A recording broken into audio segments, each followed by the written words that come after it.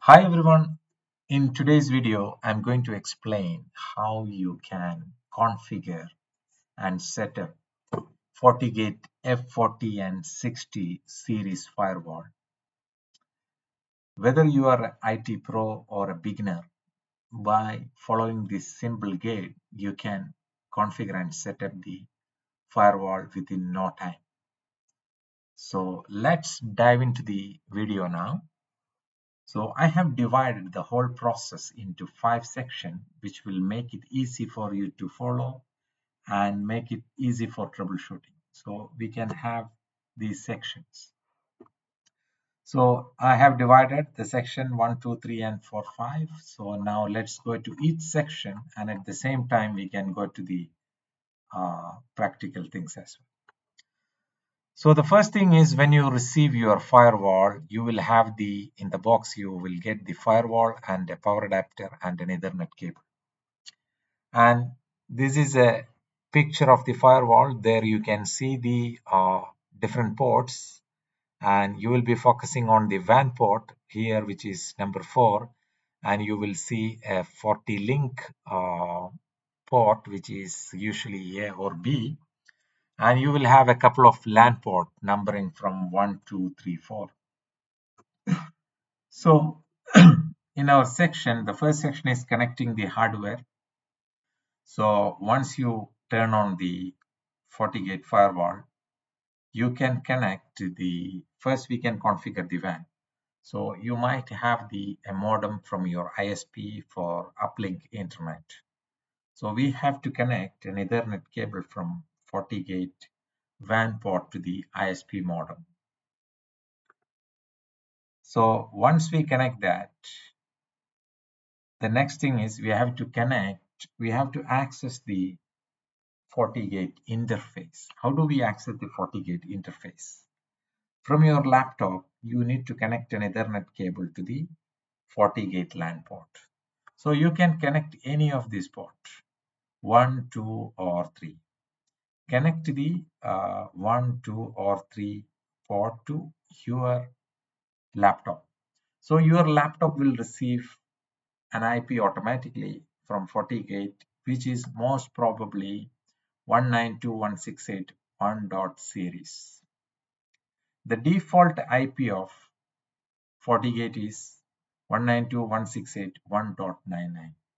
So once you do that, you have to open a browser session and type this address. Then it will be prompted for a username and password. Enter that username and password. By default, the username is admin and the password is blank. So let's see how it works in action. So in my case, I already changed the IP to some different series. That's why I have 192.168.70.1. For you, it will be, if you are configuring first time, it will be, as we mentioned here, it will be 1.99. Okay. So you enter the default username, which is admin, and since I already have a password, I will be entering my password, but for you it will be blank. You can just press on login. So let's see that. So here I have a message, FortiGate set to perform following steps to complete set of FortiGate.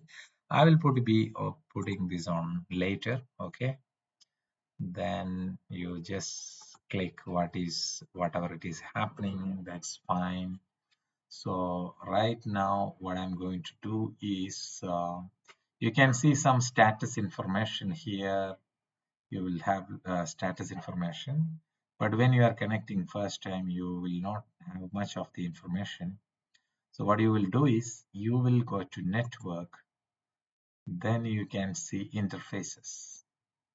So click on interface.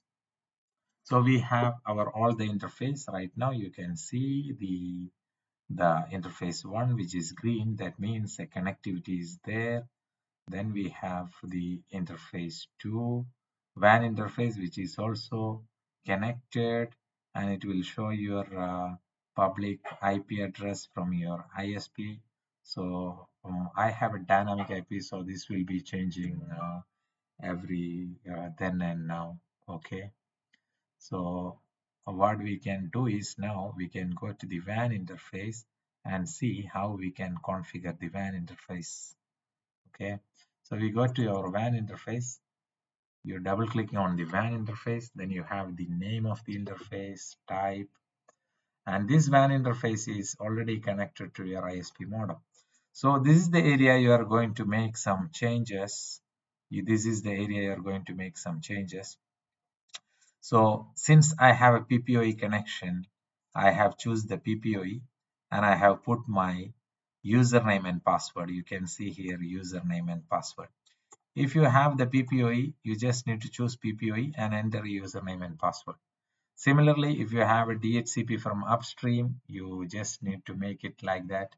Or if you have a static IP from ISP, you have to put it manual and choose it as a static. So I just fill out this information and you can leave as it is. If you want this to be administrated over a WAN, for example, the uh, firewall is in a different location that you don't have physical access, you can remote it through administrative access. Then you press OK. Since I don't have any changes, it will be OK. So we have completed the first part, which is WAN part.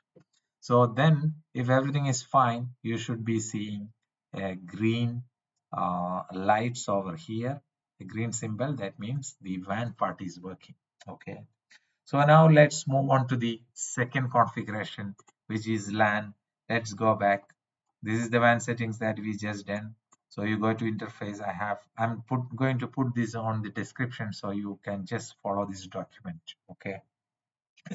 So here you are just doing network interface, then WAN interface, then you do whatever it is. Then we go to the LAN interface and DHCP. So we just go the same way, and by default you will be seeing the IP address 192.168.1.1. So in my case, I will be seeing here 70.1. Okay.